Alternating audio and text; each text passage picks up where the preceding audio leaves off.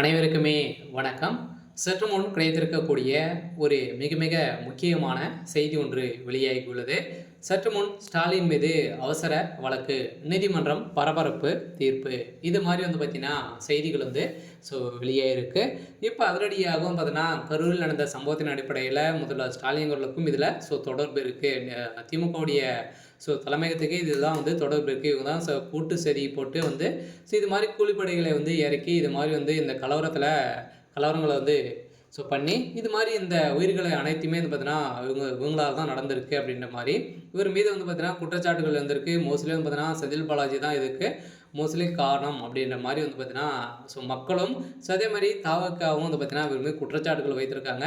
அதே மாதிரி இந்த குற்றச்சாட்டின் அடிப்படையில் அதிரடியாக பார்த்தீங்கன்னா இதுக்கு அனைத்துக்குமே முதல்வர் ஸ்டாலின் அவர்கள் தான் பொறுப்பு எடுக்க வேண்டும் அப்படின்ற மாதிரி நீதிமன்றமும் உத்தரவு போட்டிருக்காங்க. இந்த உத்தரவின் அடிப்படையில் தான் முதல்வர் ஸ்டாலின் அவர்கள் மீது பார்த்தீங்கன்னா அதிரடியாக தாவேகா தலைவர் விஜய் அவர்கள் பார்த்தீங்கன்னா இவர் மீது அவசர வழக்கு போட்டிருக்கக்கூடிய நிலையில் தான் இந்த வழக்கின் விசாரணைக்கு முதல்வர் ஸ்டாலின் அவர்கள் பார்த்தீங்கன்னா இப்போ அதிரடியாக நீதிமன்றத்தில் ஆஜராகியிருக்கக்கூடிய நிலையை தான் அதிரடியாக நீதிமன்றத்தில் பெரும் பரபரப்பை ஏற்படுத்தியிருக்கு. சில நீதிமன்றத்தில் ஒரு மிகப்பெரிய கலவரம் ஏற்பட்டிருக்கு. இந்த கலவரத்தின் அடிப்படையில் அதிரடியாக மீண்டும் பார்த்தீங்கன்னா தாவேகா பார்த்தீங்கன்னா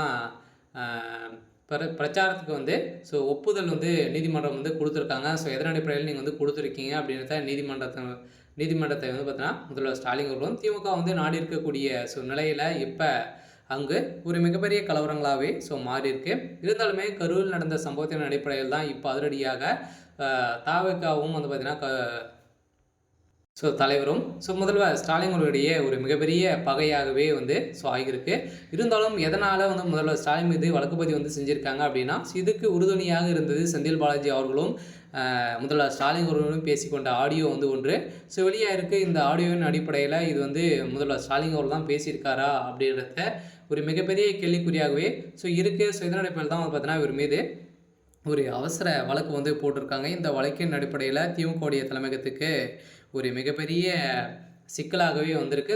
முதல்வர் ஸ்டாலின் அவர்கள் விஜய் அவர்கள் போட்ட உத்தரவின் அடிப்படையில் இப்போ ஸ்டாலின் அவர்களுக்கு ஒரு மிகப்பெரிய சிக்கல் வந்திருக்கு.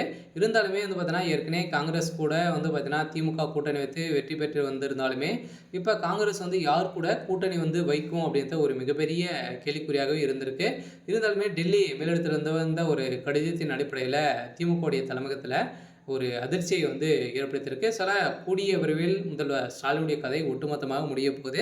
இதில் காங்கிரஸ் கூட்டணி விஜய் அவர்கள் கூட்டணி வைக்கலாம் அப்படின்ற மாதிரியும் ஒரு பேச்சுவார்த்தை நடந்துட்டு இருக்கு.